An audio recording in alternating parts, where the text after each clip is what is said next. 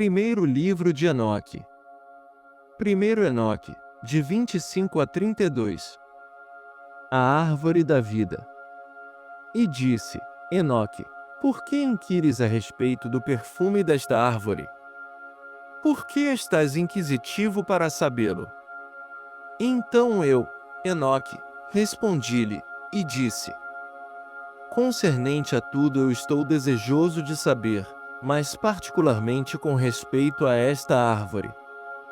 Ele respondeu-me dizendo: a montanha que tu vês, o prolongamento da qual assemelhasse ao assento do Senhor, será o assento no qual se assentará o santo e grande Senhor da glória, o eterno Rei, quando ele virá e descerá para visitar a terra com bondade. E aquela árvore de agradável aroma, não de um perfume carnal, lá ninguém terá poder para tocá-la até o tempo do grande julgamento.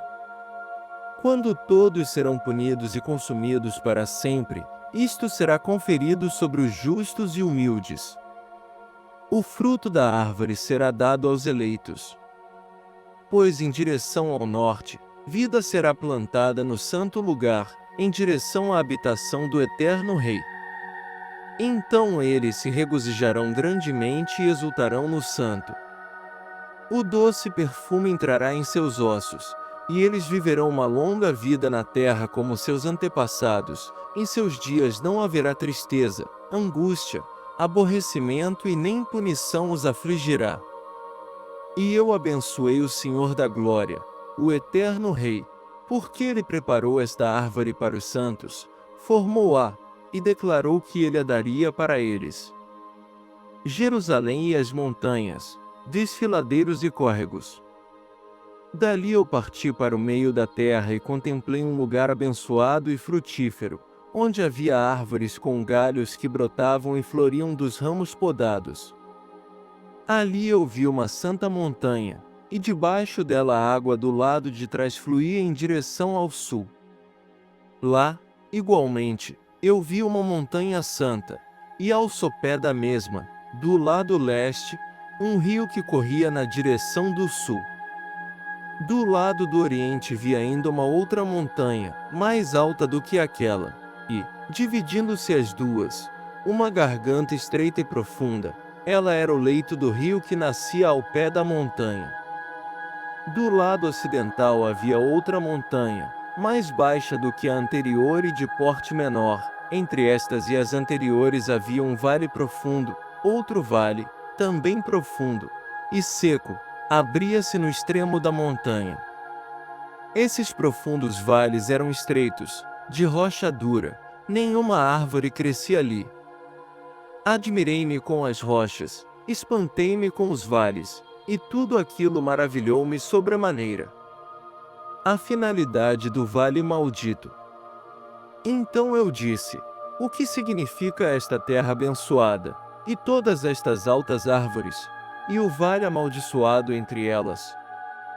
Respondeu-me então Uriel, um dos santos anjos que estavam comigo, e disse: aquela garganta maldita que viste foi destinada aos eternamente malditos. Ali serão agrupados todos aqueles que, com a sua boca, proferem coisas desrespeitosas contra Deus e falam com insolência da sua glória. Ali eles serão reunidos, será o lugar do seu julgamento. Nos últimos dias, realizar-se-á um exemplo de um julgamento definitivo sobre eles, na presença dos justos. Ali os piedosos louvarão ao Rei da glória, ao Senhor da eternidade. No dia do julgamento dos pecadores, os justos o louvarão por causa da sua misericórdia, por ele manifestada para com eles. Então eu dei graças ao Rei da glória, proclamei a sua honra e entoei um canto de louvor a ele. A jornada de Enoque para o Oriente. Dali eu fui a direção ao Oriente, leste, para o meio da montanha no deserto, do qual somente o nível da superfície eu percebi. Era um lugar solitário, mas palmo a palmo de árvores e vegetação, e dos pontos altos jorrava água. Ali apareceu uma catarata composta de muitas cachoeiras voltadas tanto para o Oriente quanto para o Ocidente. Sobre um lado havia árvores, sobre o outro água e orvalho. Então eu fui para outro lugar do deserto, em direção ao leste daquela montanha da qual eu havia me aproximado. Ali eu vi árvores escolhidas, particularmente aquelas que produzem o cheiro doce opiato, incenso e mirra, e árvores diferentes umas das outras. E sobre elas havia elevação da montanha ocidental, a não grande distância. Igualmente vi outro lugar com vales de água que nunca param, onde percebi uma agradável árvore, a qual em perfume assemelhasse a pistácia lentiscus. Em direção ao vale eu percebi o cinamomo de doce perfume.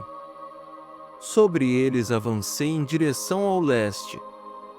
Eu vi outras montanhas, sobre elas havia bosques de onde fluía o néctar, o chamado bálsamo ou unguento.